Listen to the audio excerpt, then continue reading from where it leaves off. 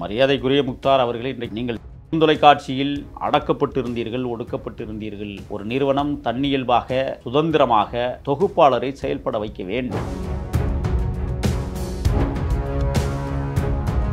இருக்கிற தொலைக்காட்சிகள் எல்லாம் சங்கிகளாக மாறிக்கொண்டிருக்கிற நேரத்தில் தொலைக்காட்சி ஸ்டாலின் அவர்களை பற்றி தூக்கி பேசக்கூடாது, சீமானை தரைக்குறைவாக பேசக்கூடாது, பாரதிய ஜனதாவை எந்த விதத்திலும் பங்கம் செய்துவிடக்கூடாது போன்ற கட்டுப்பாடுகளை முக்தார் அவர்களுக்கு இட்டதின் விளைவாகத்தான் தொலைக்காட்சியிலிருந்து வெளியேற நேர்ந்தது. திராவிட முன்னேற்ற கழகத்தை நீங்கள் பாராட்டக்கூடாது என்றால் பாராட்டுகிற விஷயங்களுக்கு பாராட்டிதான் ஆக வேண்டும். சிறப்பு அழைப்பாளர்களை அழைத்து காணொலியில் இடம்பெறச் செய்த காட்சி படலங்களை போடாமலேயே நிறுத்தியதும், சொற்பொழிவுகளை அந்த நிறுவனம் இதுவரை வெளியிடாமல் இருப்பதும் தான் தோழர் முக்தார் அவர்களுக்கு பெரும் இழிவை கொடுத்தது அந்த நிறுவனம். டெய்லி ஏதாவது ஒரு ஆடியோ புதுசாக வெளியே வந்து அது வந்து ஒரு சர்ச்சையை கிரியேட் பண்ணிட்டு இருக்கு. இதுக்கான பின்னணி என்ன சார்? அண்ணன் சீமான் அவர்கள் பேசுகிறார், செருப்பை கழட்டிக்கிட்டு இன்னும் 4 அடி நானாக இருந்தால் உன்னை அடிச்சிருப்பேன் என்று பேசுகிற அளவிற்கு. அதோடு மட்டுமல்ல, சேட்டை துரைமுருகன் சீமானிடத்திலே எதை போய் பொய்யாக பதிவிட்டிருக்கிறார் என்பதை இந்த ஆடியோ மூலமாக நான் தெரிந்து கொண்டேன். 2ஆம் கட்ட தலைவர்கள் எவரும் உருவாகிவிடக்கூடாது என்பதிலே சீமான் அவர்கள் கவனமாக இருக்கிறாரா? சேட்டை துரைமுருகன் போன்றவர்கள் எல்லாம் இன்றைக்கு பக்கத்திலே வைத்துக் கொண்டு அந்த இயக்கத்தை அழிப்பதற்கு அவர்கள் உங்களோடு நின்று கொண்டிருக்கிறார்கள் என்பதை ஏன் கவனிக்க தவறுங்க?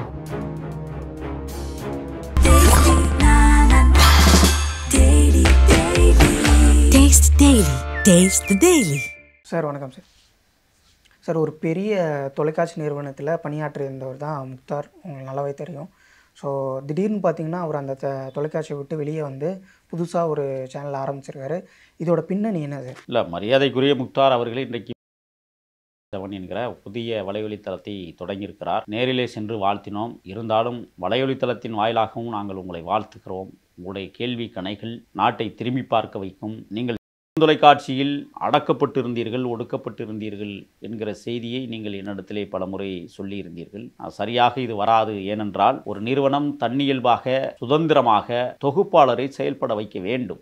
தொலைக்காட்சி முக்தார் அவர்களின் இடத்திலே பேட்டி எடுக்கிற போது, வீரப்பனாருடைய வரலாற்றை பதிவு செய்கிற போது நானும் அவரும் உரையாடிய நிகழ்ச்சி சுமார் 1.5 மணி நேரத்திற்கு மேலாக இருக்கும். ஆனால் அதில் எடிட் செய்து நம் சொல்ல வருகிற கருத்துக்களையே பதிவிடாமல் முக்தார் அவர்களுடைய பேச்சை முன்னிலைப்படுத்தி அதிலே பதிவிட்டார்கள். அப்பொழுதே அந்த நிறுவனத்தின் மீது நம்மளுக்கு வருத்தம் இருந்தது. ஏன் இப்படி செய்கிறார்கள்? உண்மையை உலகத்திற்கு சொல்ல வேண்டுமானால் வருகிற விருந்தாளிகள் எதை உறக்கச் சொல்கிறார்களோ அந்த செய்தியை பதிவிட வேண்டும் என்று எண்ண தோன்றியது. நான் முக்தார் இடத்திலே கேட்டேன், ஏன் இப்படி செய்தீர்கள் என்று கேட்கிற போது முக்தார் அவர்கள், நாம் என்ன செய்வது, நிர்வாகம்தான் அதற்கு பொறுப்பேற்க வேண்டும் என்றெல்லாம் அவர் நம்மிடத்திலே சொன்னார். ஆனால் நிர்வாகம் வந்து இன்றைக்கு ஸ்டாலின் அவர்களை பற்றி தூக்கி பேசக்கூடாது, சீமானை தரைக்குறைவாக பேசக்கூடாது, பாரதிய ஜனதாவை எந்த விதத்திலும் பங்கம் செய்துவிடக்கூடாது போன்ற கட்டுப்பாடுகளை முக்தார் அவர்களுக்கு இட்டதின் விளைவாகத்தான் தொலைக்காட்சியிலிருந்து வெளியேற நேர்ந்தது என்பதை நாங்கள் அறிந்து கொண்டோம். ஏனென்றால் தொலைக்காட்சி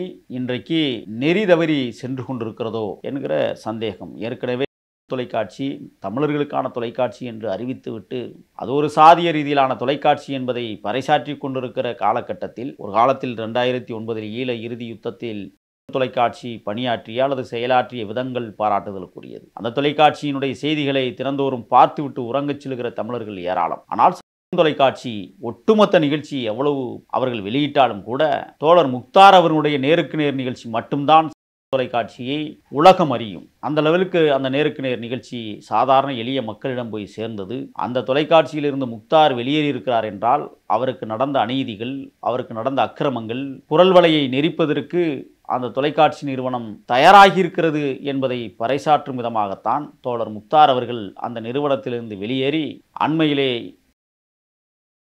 என்கிற அந்த வலைவழித்தளத்தை தொடங்க வேண்டிய நிர்பந்தம் ஏற்பட்டது. ஆக இருக்கிற தொலைக்காட்சிகள் எல்லாம் சங்கிகளாக மாறிக்கொண்டிருக்கிற நேரத்தில் தொலைக்காட்சி சீமானை பற்றியெல்லாம் பேசக்கூடாது என்று சொன்னால் அவர்கள் அந்த மத ரீதியிலான வலைக்குள் வந்து விடுகிறார்கள். திராவிட முன்னேற்றக் கழகத்தை நீங்கள் பாராட்டக்கூடாது என்றால் பாராட்டுகிற விஷயங்களுக்கு பாராட்டிதான் ஆக வேண்டும், திட்டுகிற இடத்தில் திட்டத்தான் வேண்டும் என்பதுதான் ஒரு நடுநிலையான போக்கு. அதைத்தான் முக்தார் அவர்கள் செய்தார்கள். ஆனால் நிர்வாகம் நிறைய கட்டுப்பாடுகளை முக்தாருக்கு போட்டதும், நிறைய சிறப்பு அழைப்பாளர்களை அழைத்து காணொலியில் இடம்பெறச் செய்த காட்சி படலங்களை போடாமலேயே நிறுத்தியதும், அதோடு மட்டுமல்ல பல்வேறு ஆளுமைகள் பேசிய மிகச்சிறந்த சொற்பொழிவுகளை அந்த நிறுவனம் இதுவரை வெளியிடாமல் இருப்பதும் தான் தோழர் முக்தார் அவர்களுக்கு பெரும் இழிவை கொடுத்தது அந்த நிறுவனம். அதன் அடிப்படையில் தான் முக்தார் அவர்கள் அந்த நிறுவனத்தை விட்டு வெளியேறி இன்றைக்கு ஒரு புதிய வலையொலி தளத்தை தொடங்கியிருக்கிறார். இப்போ தொடர்ந்து பார்த்தீங்கன்னா ஒரு ஆடியோ சர்ச்சைன்னே சொல்லலாம். அந்த மாதிரி பார்த்தீங்கன்னா டெய்லி ஏதாவது ஒரு ஆடியோ புதுசாக வெளியே அது ஒரு சர்ச்சையை கிரியேட் பண்ணிட்டு இருக்கு. இதுக்கான பின்னணி என்ன சார்? காவல்துறை தான் பின்னணி. நாம் தமிழர் கட்சி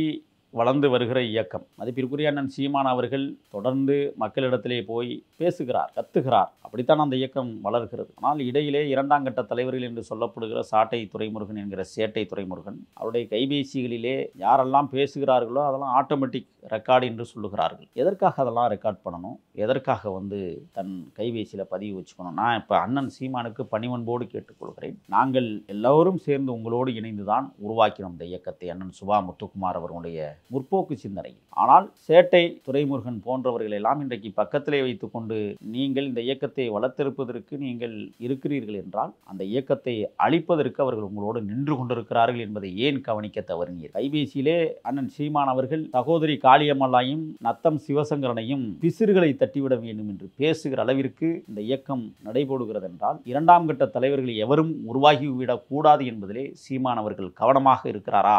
யாரும் முன்னுக்கு வந்துவிடக் கூடாது என்று கவனமாக இருக்கிறாரா என்கிற கேள்வியை நான் எழுப்ப விரும்புகிறேன். அது ஒரு சுயசார்பு கட்சியாக மாறி போயிருக்கிறதா என்கிற கேள்வியை எழுப்புகிறோம். நாங்களும் அந்த இயக்கத்தை வளர்த்தெடுத்திருக்கிறோம், பயணித்திருக்கிறோம். அந்த அடிப்படையில் கேட்பதற்கு எங்களுக்கு உரிமை இருக்கிறது, செலவழித்திருக்கிறோம். அது மட்டுமல்ல, அடுத்தடுத்த அவர்களுடைய அந்த அலைபேசி உரையாடல்கள் அண்ணன் சீமான் அவர்கள் ஒரு பெண்மணியிடத்திலே பேசுவதும், அதே சீமான் அவர்கள் நித்யானந்தா வாழ்க்கையை பற்றியும் சுற்றி இருக்கிற பெண்களை பற்றியும் பேசியிருப்பது அபத்தமானது, அருவருக்கத்தக்கது, பிற்போக்குத்தனமானது.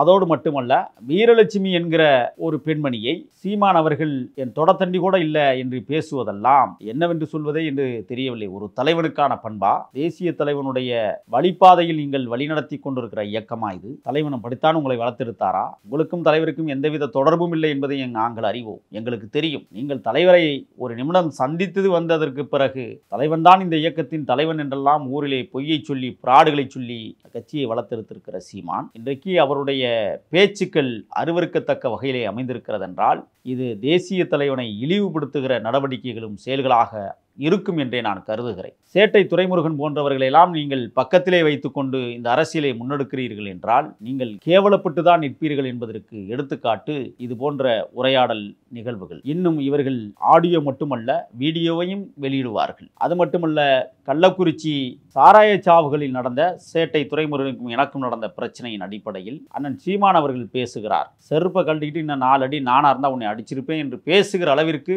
இந்த சம்பவம். அதோடு மட்டுமல்ல, சேட்டை துரைமுருகன் சீமானிடத்திலே எதை போய் பொய்யாக பதிவிட்டிருக்கிறார் என்பதை இந்த ஆடியோ மூலமாக நான் தெரிந்து கொண்டேன். ஆகையால் நாம் தமிழர் கட்சியில் இன்றைக்கு இடும்பவனம் கார்த்திக் ஒரு தாழ்த்தப்படுத்தப்பட்ட பெண்ணை கர்ப்பமாக்கி ஏமாற்றி இருக்கிற காட்சிகள், அந்த செய்திகள் கேவலம் அல்ல உங்களுக்கெல்லாம்? நாட்டிலே நீங்கள் எல்லாம் சமத்துவம் பேசுகிறீர்கள், நீங்கள் எல்லாம் நாம் தமிழர் என்று வேறு பேசுகிறீர்கள். யூடியூப் புட்டர்ஸ் தான் அழகாக சொல்லுவாங்க, அது நாம் தடவுள் கட்சி என்று சொல்லுகிற அளவிற்கு இந்த இயக்கம் பாழாகி போய் கொண்டிருக்கிறது என்றால் இவர்கள் எதை நோக்கி பயணித்துக் கொண்டிருக்கிறார்கள் என்கிற கேள்வியை எழுப்ப விரும்புகிறேன். அதோடு மட்டுமல்ல, இடும்பவனம் கார்த்திக் அவர்கள் ஒரு பெண்ணை கர்ப்பமாக்கி ஏமாற்றி இருக்கிற நிகழ்வும் நடந்திருக்கிறது என்றால் அண்ணன் எவ்வளியோ அதுதான் என் வழி என்று சொல்லக்கூடிய அளவிற்கு தம்பி இடும்பவனம் கார்த்திக் அவர்களும் இப்படித்தான் இவர்கள் அரசியலை நடத்தி கொண்டிருக்கிறார்களோ, இவ்வளவு அருவருக்கத்தக்கவர்களா அந்த இயக்கத்தை வழிநடத்தி கொண்டிருக்கிறார்கள் என்கிற கேள்வியை நான் எழுப்ப விரும்புகிறேன். ஆகையால் ஒரு சில பேர் பேசுகிறார்கள், அது அந்த கட்சியினுடைய பிரச்சனை, அந்த கட்சிக்குள்ள 1008 இருக்கும், அவர்கள் எதையோ பேசிக்கொள்வார்கள், எதையோ பகிர்ந்து கொள்வார்கள்,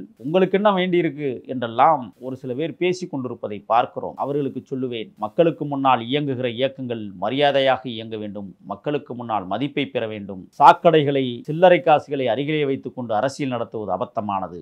மக்களுக்கு முன்னால் நடத்துகிற எந்த பேர் இயக்கங்களும் மக்களுக்கான இயக்கமாக, பண்பான இயக்கமாக, மகத்துவமான இயக்கமாக மாற வேண்டும். ஆனால் நாம் தமிழர் இன்றைக்கு அண்ணன் முத்துக்குமார் அவர்கள் படுகொலைக்கு பிறகு அந்த இயக்கம் வேறு திசையில் மாறிப்போய் கொண்டிருப்பதை எண்ணி வருந்துகிறேன். அதோடு மட்டுமல்ல, அந்த இயக்கம் மீண்டும் எழ வேண்டுமானால் நல்லவர்கள் அந்த தலைமை பண்புக்கு வர வேண்டும் என்பதுதான் நம்முடைய ஆசையாக இருக்கிறது. விரைவில் சகோதரி காளியம்மாள் அவர்களும் நத்தம் சிவசங்கரன் அவர்களும் கட்சியில் இருந்து அப்புறப்படுத்தப்படுகிற சோகமான நிகழ்வும் இடம்பெற இருக்கிறது.